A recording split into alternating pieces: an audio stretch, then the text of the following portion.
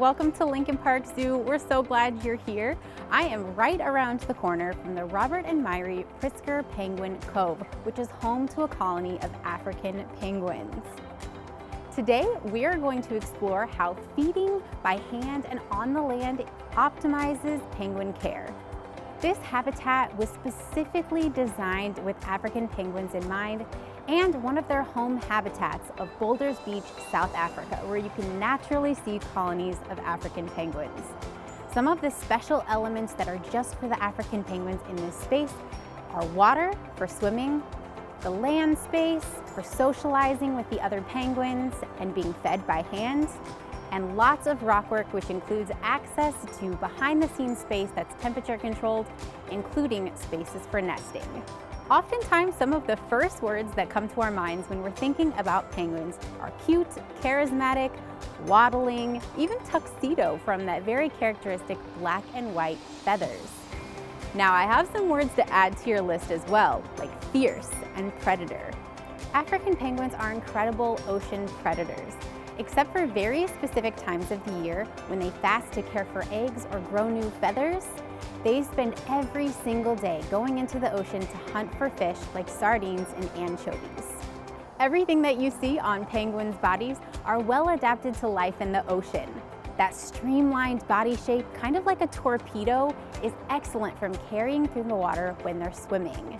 While they can't fly like other birds, their wings do take them sort of in flight in the water in the ocean. They can swim incredibly fast. Most of the time, it's around 4.5 miles per hour, up to bursts of 15 miles per hour. I've done a little bit of math here, and that's about 3 times as fast as the fastest human swimmer. Like I said, they're pretty incredible at being hunters in the ocean. Even that tuxedo coloration is a great way for them to camouflage into the light and dark parts of the ocean in their habitat. This helps protect them from predators and also makes them remain camouflaged so that they can catch those fish while they're hunting. The reason we're talking so much about African penguins being incredible predators in the ocean is because what you would see them do in the wild is a little bit different from how they get fed here at Lincoln Park Zoo. Feeding on the land is a really important part of providing excellent care for African penguins here at the zoo. Lincoln Park Zoo is home to a healthy colony of zoo-born African penguins, and we contribute to the overall zoo and aquarium populations by participating in the African Penguin Species Survival Plan. Genetic information is recorded about individuals and their health across their entire lifetime and stored in a database. This database helps researchers housed right here at Lincoln Park Zoo make genetic matches for penguins to ensure genetic diversity and their best possible scenario for their conservation in the future. That's a really large-scale way that we care for penguins, and on a more local scale, that feeding on the land is also an incredible way that we care for penguins here at the zoo. Feeding penguins by hand allows zookeeper staff to track exactly what and how many fish each penguin is eating.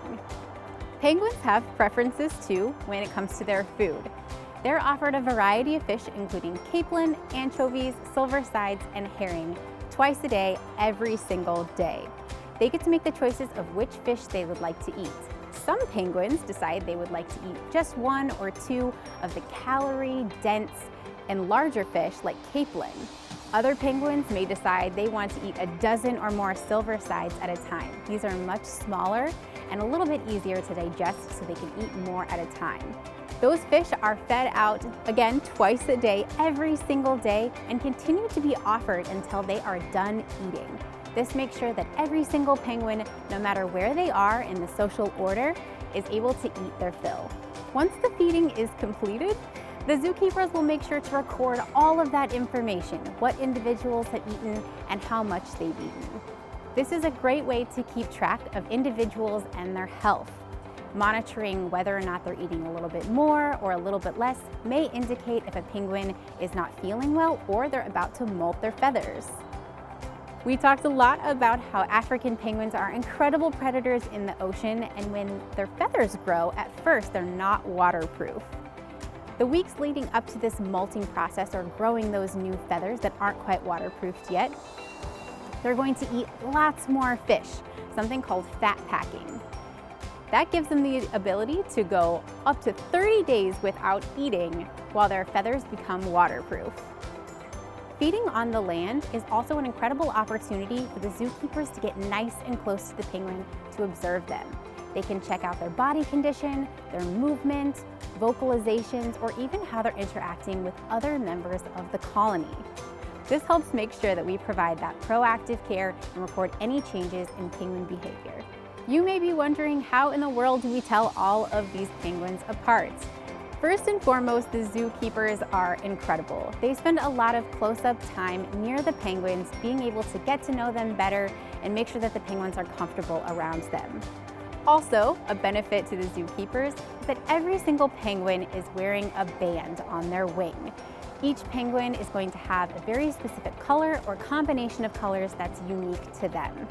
This helps the zookeepers and you as guests be able to identify different penguins in their habitat. Now that we've talked about zoo-born penguins, we should talk a little bit more about wild penguins because they need our help as well. Penguin populations were once between 1 to 2 million as an estimate. By the year 2018, their populations had unfortunately declined to about 50,000 individuals.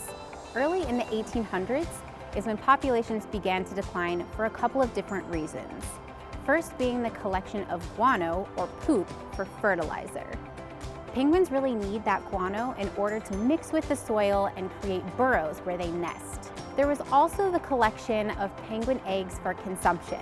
But don't worry, it's not all doom and gloom. Now that we know more about penguins and how to conserve them properly, those practices were made illegal, but penguins are still impacted by things like unsustainable fishing practices, as well as ocean pollution. The great news is that you and me can help make sure that we make sustainable choices to protect African penguins for years to come. All of the fish that you see the penguins eating are sustainably sourced here at Lincoln Park Zoo.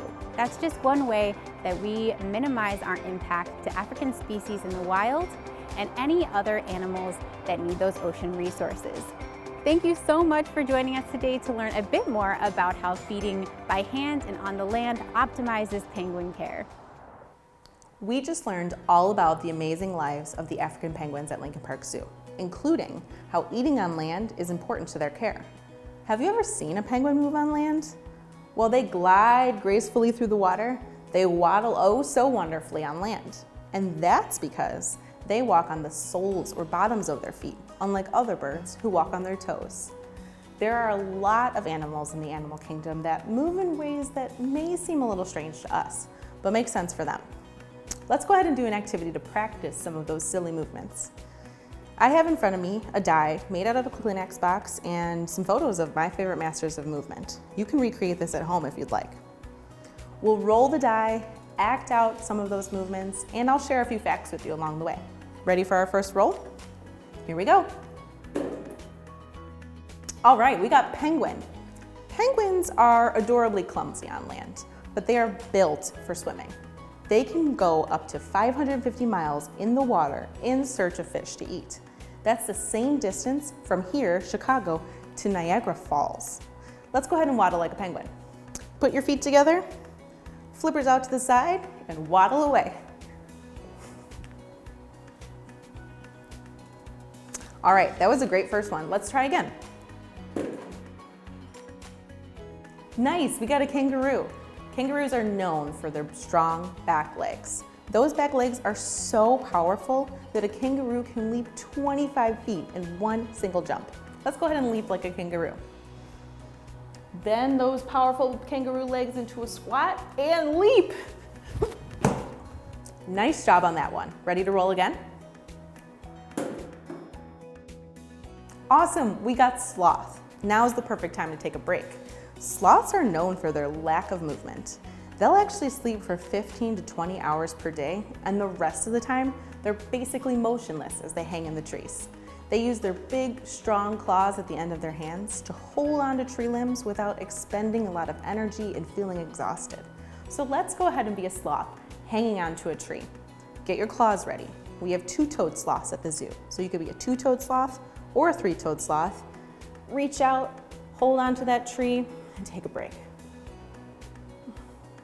Ready to roll again? I am. Woohoo, we got frogs. Frogs have really strong, springy back legs. So strong that they can actually jump 20 times their own body length in one jump. So a green tree frog, which is about 2 inches in length, can jump 40 inches in one leap. How cool is that? Let's go ahead and jump like a frog. You're gonna squat all the way down to the ground, get your froggy legs ready, and hop away. All right, let's see which animal's next. Awesome, we rolled a crab. Crabs are so cool. They actually have 10 paired legs. The front 2 are claws.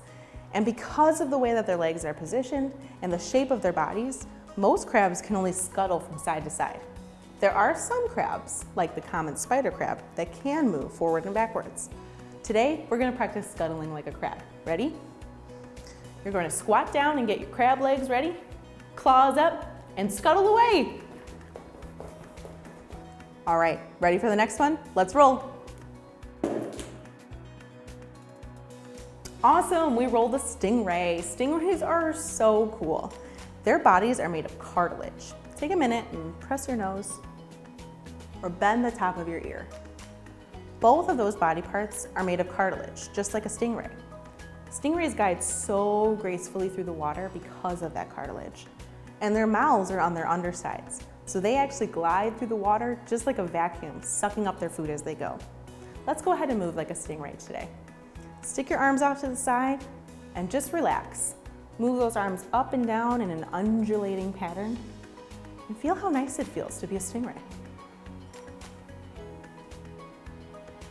Now that we've gotten through all the animals on our movement cube, remember, you can always modify, change, or customize movements just for you. We invite you to make your own cube at home. What animals would you put on there? What movements would you choose? Let us know in the comments. As always, we're so excited to have you here at Stay Tuned to the Zoo. Subscribe to our channel for new episodes every Tuesday and Thursday.